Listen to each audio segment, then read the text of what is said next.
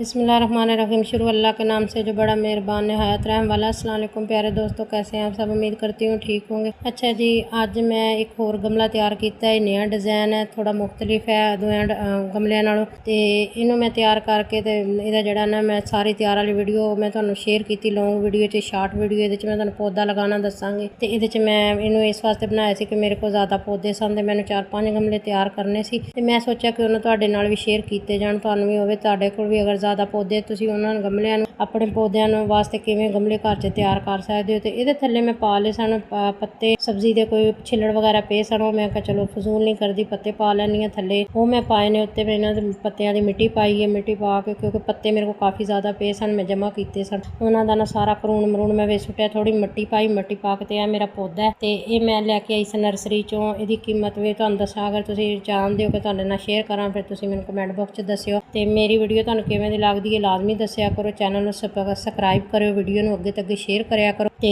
इस तरह की नवीं मालूमाती वीडियो तुहाडे वास्ते लैके आंदी रहांगी। बाकी तुसीं मैनूं दसना है कि मेरा गमला तुहानू किवें दा लगा। तो जे लगा अच्छा लगा तो फिर मैनूं कमेंट बॉक्स च आके दस्सिओ। तो ये पुराने कपड़ियां नाल ही बने होया, ये भी जरूरी मेरा गमला है। तो ये वीडियो भी मैं तुहाडे नाल अगे शेयर कर दी है। इस दे थल्ले लिंक भी दे दांगी, उहदे च जाके चैक कर लिओ। अल्लाह हाफिज़। अल्लाह ताला तुहानू खुश रखे, आबाद रखे।